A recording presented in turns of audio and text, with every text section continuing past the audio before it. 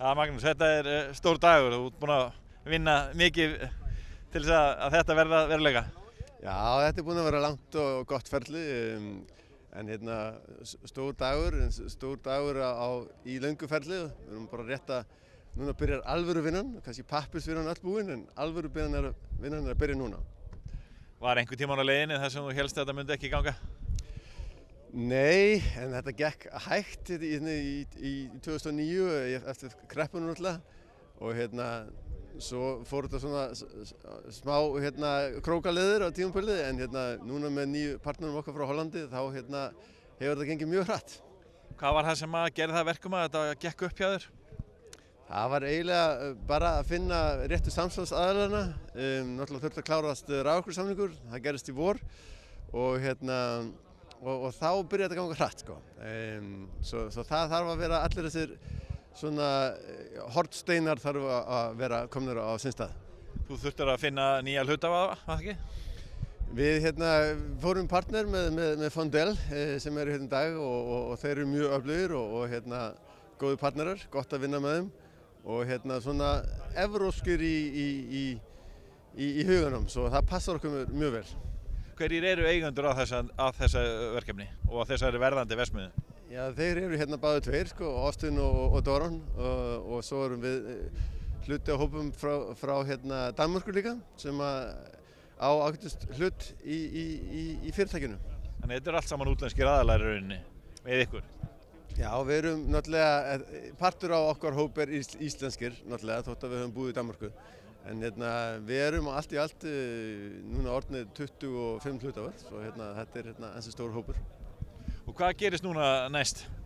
Já, við höldum bara áfram að vinna. Við erum búin að vera að vinna síðan í lok maí og nú byrja svona alvöru byggingaframkvæmdir að fara á stað. Við erum búin að vera að vinna í að klára lóðina og það hefur verið stór vinna. En hún eiginlega að lokast núna og þá byrjum við að byggja sjálf verksmiðjuna. Og þetta mikil og stór verksmiðja og mun skapa mörg störf? Já, þetta náttúrulega bara fyrsti áfangi af 4, svo við munum hafa 200-300 manns í vinnu á byggingatíma og svo 60 fasta starfsmenn þegar fyrstu ofnum fer í gang. Svo náttúrulega planið að við stækkum með fleiri ofnum og þá munum við á endanum vera 160 starfsmenn. Hvernig getur þú lýst fyrir okkur, hvernig fer þetta fram allt saman? Þetta rosastór ljósbogaofnur sem að bræður kísil og kolefni saman og það fer fram efnagreining þar sem að kísillinn tekinn úr kvartsgrjótinu og hann kemur svo út úr botninu og ofninum og mjög hreinn kísill. Þetta var mjög hrein hráefni og hrein kol og það má ekki vera neinn óhreind í þessu.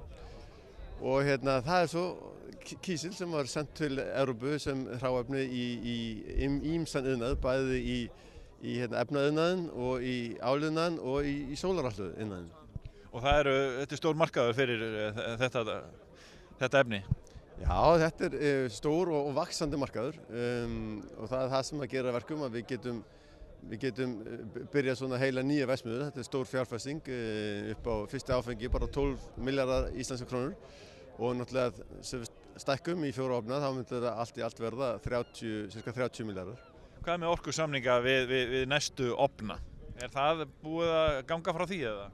Við erum með orkusamning núna fyrsta ofnin og það svona ákveðin vilyrði fyrir því að útvega orku líka fyrir ofn nummer 2. En það þarf að bæta við samninginn og það var vonandi auðveldara í annað skipti. Svo ég alveg viss að það tekst en það þarf að virka aðeins meira fyrir það. Hvenær áætlað að framleiðsla hefjist í Helguvík? Framleiðsla mun hafast í maí 2016 og þá erum við líka skuldbundin til að taka við raforkunni, svo við ætlum að ná því. Þannig að þú ert bjartsýnn á framtíðina núna eftir, við getum sagt að þetta sé búið að vera langur gangur. Þetta hefur verið mikið langt ferli en verkefnið hefur þróast vel og alltaf batnað og orðið betra og betra, svo við höfum lært mikið á þessum mörgum árum og nú verkefnið komin í góðan farveg, þar sem ekki hægt að snúa aftur, svo við ætlum bara að klára þetta.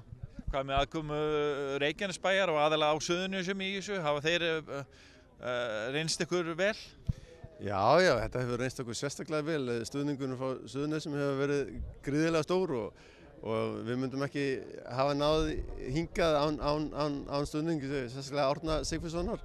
Og ég treysti því alveg að það heldur áfram með nýja bæjarstjórninni. Svo það er búinn að vera mjög góð stuðningur og líka frá samfélaginu í heild sko. Og þið stefnið að því að vera mikil stoð í atvinnulífinu hérna á næstu misserum? Já, við verðum eflaust það sko. Við ætlum að vera hérna í mörg ár, svo við verðum bara partur af samfélaginu og munum vonandi vera jákvæður þáttur. Allt fyrir nýja lífstílinn. LKL í Netto.